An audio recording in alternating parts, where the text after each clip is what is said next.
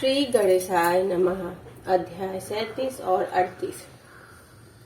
हिमवान का भगवान शिव के पास लग्न पत्रिका का भेजना, विवाह के लिए आवश्यक सामान जुटाना, मंगलचार का आरंभ करना, उनका निमंत्रण पाकर पर्वतों और नदियों का दिव्य रूप में आना, पूरी की सजावट तथा विश्वकर्मा द्वारा दिव्य मंडप एवं देवताओं के निवास के लिए दिव्य लोकों का निर्माण करवाना।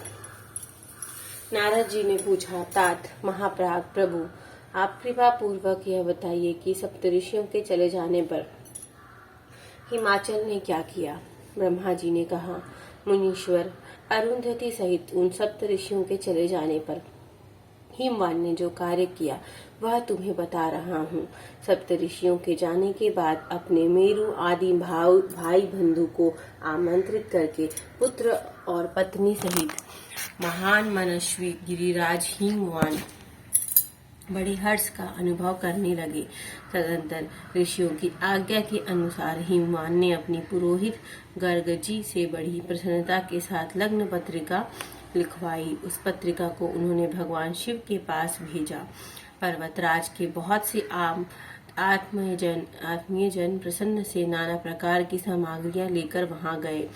कैलाश पर भगवान शिव के समीप पहुंचकर उन लोगों ने शिव को तिलक लगाया और वह लग्न पत्र उनके हाथ में दिया। भगवान शिव ने उन सबका यथा योग्य विशेष सत्कार किया। फिर वे सब लोग प्रसन्नचित हो शैलराज के पास लौट आए। महेश्वर के द्वारा विशेष सम्मानित होकर बड़े हर्ष के साथ लौटे हुए उन लोगों को देखकर हिमवान के हृदय में अत्यंत हर्ष हुआ। तत्पश्चात आनंदित हो शैलराज ने नाना देशों में रहने वाले अपने बंधुओं को लिखित निमंत्रण भेजा, जो उन सबको सुख देने वाला था। इसके बाद वे बड़े आदर और उत्साह के साथ उत्तम अन्न एवं नाना प्रकार की विवाहोचित सामग्रियों का संग्रह करने लगे। उन्होंने चावल, गुड़, शक्कर, आटा, दूध, दही, घी, मिठाई, नमकीन पदार्थ, मक्खन, पकवान, महान स्वादिष्ट रस और नाना प्रकार के व्यंजन इतने अधिक एकत्र किए कि सूखे पदार्थों के पहाड़ खड़े हो गए और द्रव्य पदार्थों की बावड़ियां बन गई। शिव के पार्षदों और देवताओं के लिए हितकर नाना प्रकार की वस्तुएं, भांति भांति के बहुमूल्य वस्त्र, आग में तपाकर शुद्ध किए हुए सुवर्ण, रजत और विभिन्न प्रकार की मणि रत्न, इनका तथा अन्य उपयोगी द्रव्यों का विधि पूर्वक संग्रह करके गिरिराज ने मंगलकारी दिन में मांगलिक कृत्य करना आरंभ किया। पर्वतराज के घर में स्त्रियों ने पार्वती का संस्कार करवाया। भांति भांति के आभूषणों से विभूषित हुई राजभवन की उनकी सुंदर स्त्रियों ने सानंद मंगल कार्य का संपादन किया। नगर के ब्राह्मणों की स्त्रियों ने स्वयं बड़े हर्ष के साथ लोकाचार का अनुष्ठान किया। उसमें मंगल पूर्वक भांति भांति के उत्सव मनाए गए। हर्ष भरे हृदय से उत्तम मंगलाचार्य का संपादन करके हिमालय भी सर्वतो भावीन बड़े प्रसन्न हुए और अपने निमंत्रित बंधुजनों के आगमन की उत्सुकता पूर्वक प्रतीक्षा करने लगे। इसी बीच में उनके निमंत्रित बंधु बांधव आने लगे। देवताओं के निवास भूत गिरिराज सुमेर दिव्य रूप धारण करके नाना प्रकार के मणियों तथा महारत्नों को यत्न पूर्वक साथ ले अपनी स्त्री पुत्रों के साथ हिमालय के घर आए। मंद्रांचल, अस्तांचल, उद्याचल, मलय, दुर्धर, निषद, गंध, मादन, करवीर, महेंद्र, पारियात्र, क्रौच, पुरुषोत्तम, शैल, नील, त्रिकूट, चित्रकूट, वैकुंठ, श्रीशैल, गोकामुख, नारद, विंध्य, कालंजर, कैलाश तथा अन्य पर्वत दिव्य रूप धारण करके अपने स्त्री पुत्रों के साथ बहुत सी भेंट सामग्री लिए वहां उपस्थित हुए। दूसरे द्वीपों में तथा यहाँ भी जो पर्वत है वे सब हिमालय के घर पधारे। शिवा और शिव का विवाह है, यह जानकर सबने बड़ी प्रसन्नता के साथ वहां पदार्पण किया। शोणभद्र आदि नद और संपूर्ण नदियां दिव्य नर नारियों के रूप धारण करके नाना प्रकार के अलंकारों से अलंकृत हो शिव पार्वती का विवाह देखने के लिए आए। गोदावरी, यमुना, सरस्वती, वेणी, गंगा, नर्मदा तथा अन्य श्रेष्ठ सरिताएं भी बड़ी प्रसन्नता के साथ हिमवान के यहाँ आई। उन सबके आने से हिमालय की दिव्यपुरी सब ओर से भर गई। अब वह सब प्रकार की शोभाओं से संपन्न थी। वहाँ बड़े बड़े उत्सव हो रहे थे, ध्वजा पताकाएं फहरा रही थी, बंदनवारों से उसके अधिक शोभा होती थी। चारों ओर चंदोवे तने होने से वहां सूर्य का दर्शन नहीं होता था। भांति भांति की नीली पीली आदि प्रभा उस पुरी की शोभा बढ़ाती थी। हिमालय ने भी बड़ी प्रसन्नता के साथ अपने यहाँ पधारे हुए सभी स्त्री पुरुषों का यथा योग्य आदर सत्कार किया और सबको अलग अलग प्रकार के सुंदर स्थानों में ठहराया। अनेकानेक उपयुक्त सामग्री देखकर सबको पूर्ण संतुष्ट किया। मुनि श्रेष्ठ तदंतर शैलराज हिमवान ने प्रसन्न हो महान उत्सव से परिपूर्ण अपने नगर को विचित्र रीति से सजाना आरंभ किया। सड़कों को झाड़ बुहार कर उन पर छिड़काव करवाया, उन्हें बहुमूल्य साधनों से सुसज्जित एवं सुशोभित किया। प्रत्येक घर के दरवाजे पर केले आदि मांगलिक वृक्ष लगवाए और उन्हें मांगलिक द्रव्यों से संयुक्त किया। आंगन को केले के खंभों से सजाया, रेशम की डोरों में आम के पल्लव बांधकर बंधनवार बनवाई और उन्हें उन खंभों के चारों ओर लगवा दिया। मालती के फूलों की मालाएं उस आंगन के सब ओर लटका दी गई। सुंदर तोरणों से वह आंगन का भाग अत्यंत प्रकाशमान जाना पड़ता था। चारों दिशाओं में मंगल सूचक शुभ द्रव्य रखे गए थे जो उस प्रांगण की शोभा बढ़ा रहे थे। इसी प्रकार अत्यंत प्रसन्नता से भरे हुए गिरिराज हिमवान ने महान प्रभावशाली गर्ग मुनि को आगे करके अपनी पुत्री के लिए प्रसूत करने योग्य सारा उत्तम मंगल कार्य संपन्न किया। उन्होंने विश्वकर्मा को बुलाकर आदर पूर्वक एक मंडप बनवाया जिसका विस्तार बहुत अधिक था। विधि आदि के कारण यह मंडप बहुत मनोहर जाना पड़ता था। देवेश वह मंडप कई योजन विस्तृत था। अनेक शुभ लक्षणों से युक्त तथा नाना प्रकार के आश्चर्यों से परिपूर्ण था। वहां स्थावर और जंगम सभी वस्तुएं कृत्रिम बनी थी, परंतु असली वस्तुओं के समान प्रतीत होती थी। उनसे उस मंडप की मनोहरता बढ़ गई थी। वहां सब और ऐसी अद्भुत वस्तुएं थीं जो उस मंडप का सर्वस्व जान पड़ती थी। नाना प्रकार की निराली वस्तुओं का चमत्कार वहां छा रहा था। वहां की स्थावर वस्तुओं से जंगम और जंगम वस्तुओं से स्थावर पराजित हो रहे थे, अर्थात वे एक दूसरे से बढ़कर शोभा वाली और चमत्कार पूर्ण दिखाई देते थे। उस मंडप की स्थल भूमि जल से पराजित हो रही थी, अर्थात चतुर से चतुर मनुष्य भी यह नहीं जान पाते थे कि इसमें कहाँ जल है और कहाँ स्थल। कहीं कृत्रिम सिंह बने थे तो कहीं सारी सरसों की पंक्तियां, कहीं बनावटी मोर थे तो अपनी सुंदरता से मन को मोह लेते थे। कहीं कृत्रिम स्त्रियां थी जो पुरुषों के साथ नृत्य करती हुई देखी जाती थीं। वे कृत्रिम होने पर सब लोगों की ओर देखती और उनके मन को मोह डालती थीं।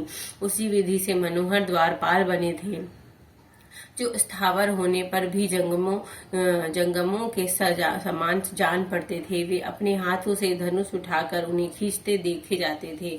द्वार पर कृत्रिम महालक्ष्मी खड़ी थी जिनकी रचना अद्भुत थी। वह समस्त शुभ लक्षणों से संयुक्त दिखाई देती थी। उन्हें देखकर ऐसा जान पड़ता था मानो क्षीर सागर में साक्षात लक्ष्मी जी आ गई हैं। उस मंडप में स्थान स्थान पर सजे सजाए कृत्रिम हाथी खड़े किए गए थे जो असली हाथियों के समान ही प्रतीत होते थे।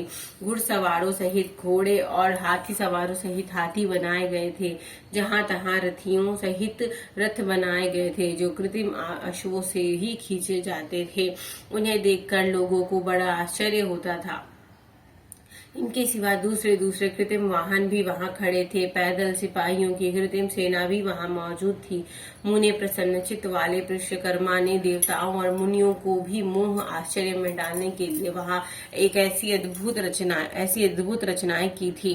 मंडप के सबसे बड़े फाटक पर कृत्रिम नदी खड़ा था जो शुद्ध सफीटक मणि के समान उज्जवल कांति से सुशोभित होता था। भगवान शिव के वाहन नंदी की जैसी आकृति है ठीक वैसा ही वह भी था। उस कृत्रिम नंदी के ऊपर रत्न विभूषित महादिव्य पुष्प का शोभा पाता था, जो पल्लवों तथा श्वेत चमरों से सजाया गया था।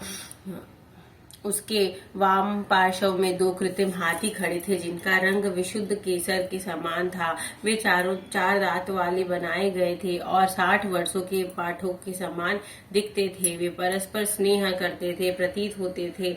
उनमें बड़ी चमक थी। उसी प्रकार सूर्य के समान अत्यंत प्रकाशमान दो दिव्य अश्व भी विश्वकर्मा ने बनाए थे, जो चवड़ से अलंकृत और दिव्य आभूषणों से भूषित थे। श्रेष्ठ रत्न में आभूषणों से संपन्न कवचधारी विश्व लोकपाल तथा संपूर्ण देवता भी वहां विश्वकर्मा द्वारा रचे गए थे, जो ठेकुनी लोकपालों और देवताओं से मिलते जुलते थे।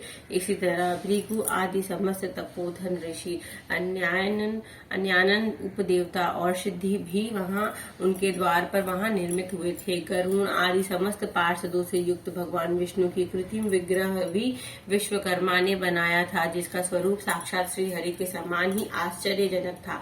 नारद उसी प्रकार पुत्रों, वेदों और सिद्धों के से घिरे हुए मुझ ब्रह्मा की भी प्रतिमा वहां बनाई गई थी, जो मेरे समान ही वैदिक सूतकों का पाठ कर रही थी। ऐरावत हाथी पर चढ़े हुए देवराज इंद्र भी वहां दल बल के साथ खड़े थे।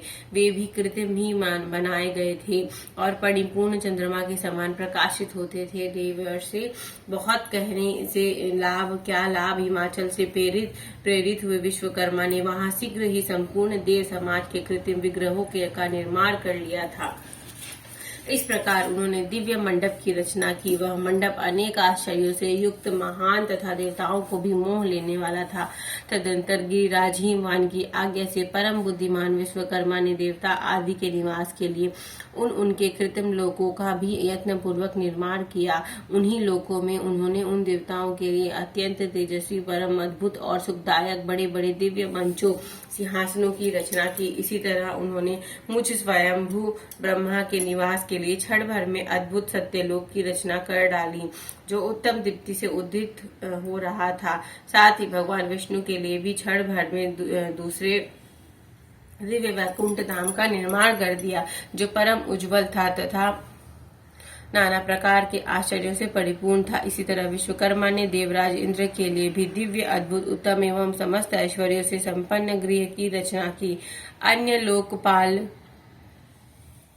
के लिए भी उन्होंने प्रसन्नता पूर्वक बड़े सुंदर, दिव्य, अद्भुत एवं बड़े बड़े भवन बनाए। फिर क्रमशः समस्त देवताओं के लिए भी उन्होंने क्रमशः विचित्र गृहों का निर्माण किया। परम बुद्धिमान विश्वकर्मा को भगवान शंकर का महान वर प्राप्त था, इसलिए उन्होंने शिव के संतोष के लिए क्षण भर में इन सब वस्तुओं की रचना कर डाली। तदंतर इसी प्रकार भगवान शंकर के लिए भी उन्होंने एक शोभाशाली गृह का निर्माण किया, जो शिव के चिन्ह से युक्त और शिवलोकवर्ती दिव्य भवन के समान ही अनुपम था। श्रेष्ठ देवताओं से उसकी भूरी प्रशंसा की थी, पर वह परम उज्जवल, महान, प्रभाव पुंज से भाषित, उत्तम और अद्भुत था। विश्वकर्मा ने भगवान शिव की प्रसन्नता के लिए वहां ऐसी अद्भुत रचना की थी, जो परम उज्जवल होने के साथ ही साक्षात महादेव जी को भी आश्चर्य में डालने वाली थी। इसी प्रकार यह सारा लौकिक व्यवहार करके हिमाचल बड़ी प्रसन्नता के साथ भगवान शंभु के शुभागमन की प्रतीक्षा करने लगे। देवेश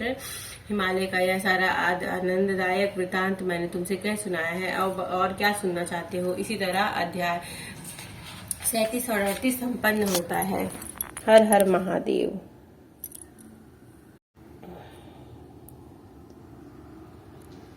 ओम जय शिव ओंकारा, प्रभु हर शिव ओंकारा।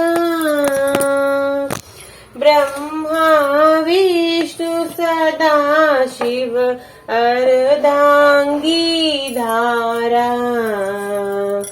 ओम जय शिव ओंकारा, एकानन चतुरानन पंचानन राजे। हंसासन गरुणासन वृषवाहन साजे। ओम जय शिव ओंकारा, दो भुज चार चतुर भुज दस भुज अति सोहे त्रिगुण रूप निरखता त्रिभुवन जन मोहे ओम जय शिव ओंकारा अक्षमाला वनमाला रुंडमाला धारी चंदन मृग मद सोहे भोले शशिधारी ओम जय शिव ओंकारा श्वेतांबर पीतांबर बागंबर अंगे